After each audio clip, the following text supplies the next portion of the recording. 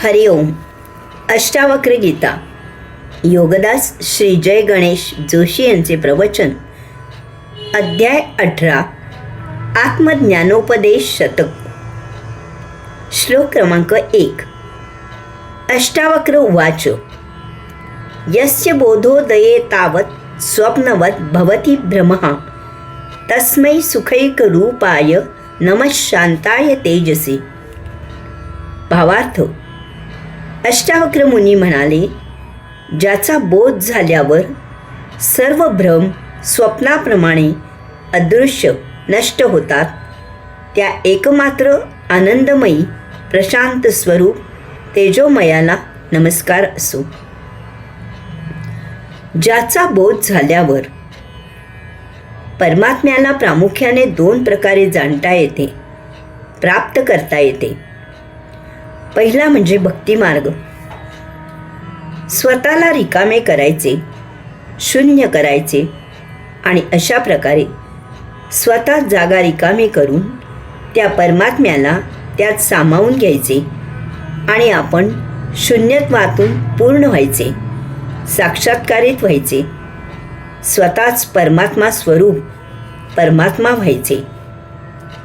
भक्त अशा प्रकारे सगुणोपासना करतात. ते स्वभान देहभान विसरून भजन पूजन नर्तन करून स्वतःला संपवितात. ते सांगतात, देवा मी कोणीही नाही, माझे काहीही नाही. तू जसे म्हणशील तसे मला काहीही मत नाही. तू माझ्याकडून काय करून घ्यायचे ते करून घे, माझा त्याला विरोध नाही. मी त्यासाठी फक्त सहकार्य करणार, मला बाकी काही करता येत नाही. मी रस्ता चुकलो तर तू मला योग्य मार्गी वळवून घे, मी त्याप्रमाणे आचरण करीन. तू कसा आहेस याच्याशी मला कर्तव्य नाही. तू जसा आहेस तसा मला हवा आहेस, तू तसाच मला प्रिय आहेस. दुसरी म्हणजे सांख्य मार्ग. ज्ञानाने योगाने परमात्मा जाणून प्राप्त करायचा. त्यासाठी अभ्यास वैराग्याद्वारे जप तप स्वाध्याय सत्संग योग साधना उपासना करायची. ध्यान समाधीद्वारे त्याचे दर्शन घ्यायचे, साक्षात्कारित व्हायचे, परमात्म्यात एकरूप व्हायचे, विरघळून जायचे, विलीन व्हायचे. स्वतःचे वेगळे अस्तित्व शिल्लकच ठेवायचे नाही आणि पूर्णत्वाला प्राप्त करायचे. स्वतः परमात्मा स्वरूप परमात्मा व्हायचे. अष्टावक्र मुनी येथे या दोहोच्या अतीत निराळाच मार्ग सांगत आहेत. ते सांगतात की साक्षात्कारासाठी, परमात्म्याच्या प्राप्तीसाठी, आत्मस्वरूपासाठी काहीही करायची गरज नाही.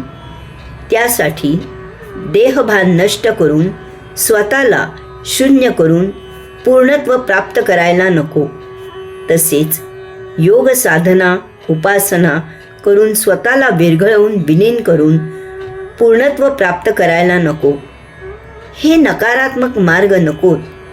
यासाठी सकारात्मक मार्गाने फक्त बोध पुरेसा आहे. सर्व भ्रम स्वप्नाप्रमाणे अदृश्य नष्ट होतात. अष्टावक्र मुनी सांगतात की झोपेत स्वप्न पडले की ते नष्ट करायला काहीही करायची गरज नाही. झोपेतून जाग आल्यावर स्वप्न आपोआप नष्ट होते. काळोख नष्ट करावा लागत नाही. तेथे प्रकाश येतो आणि काळोख आपोआप नष्ट होतो. वर्गात विद्यार्थ्यांचा गोंधळ थांबवायला काही करायला लागत नाही. तेथे शिक्षक उपस्थित होतात आणि गोंधळ आपोआप थांबतो. ज्याला जगायचे आहे तो विष पीत नाही. त्यासाठी विषाने मृत्यू येतो एवढा बोध पुरेसा आहे. रिपू नष्ट करू जाता नष्ट होत नाहीत. त्यासाठी आत्मबोध पुरेसा आहे. बोध झाल्यावर आपल्यातील भ्रम नष्ट होतात. डोळ्यांवरील भौतिक वस्तुजगतची मोहमाया क्षणार्धात लोप पावते आणि तेथे अगोदरच असलेला परमात्मा स्पष्ट दिसू लागतो. तो भौतिक भ्रमाने झाकोळून गेलेला असतो. बोधाने जाग आल्यावर भ्रम स्वप्नाप्रमाणे नष्ट होतात. आणि त्यामागील परमात्म्याचे दर्शन सुस्पष्ट होते. भ्रम अदृश्य होतात असे नाही, तर पुन्हा दृश्य न होतील असे ते नष्ट होतात, ते पुन्हा उद्भवत नाहीत. त्या एकमात्र आनंदमयी प्रशांत स्वरूप तेजोमयाला बोध झाल्यावर उमजते की तो एकमेव आहे. तो कैवल्यानंदी परमानंदी आहे. त्या योगे तो शांत अशांत नसून प्रशांत आहे. तो अदृश्य निराकार केवळ तेजोनिधी चैतन्य मात्र आहे. नमस्कार असो. अशा भगवंत श्रींना योगेश्वरांना ज्ञानोपदेश शतक सुरू करण्याआधी अष्टावक्र मुनी नमस्कार करत आहेत.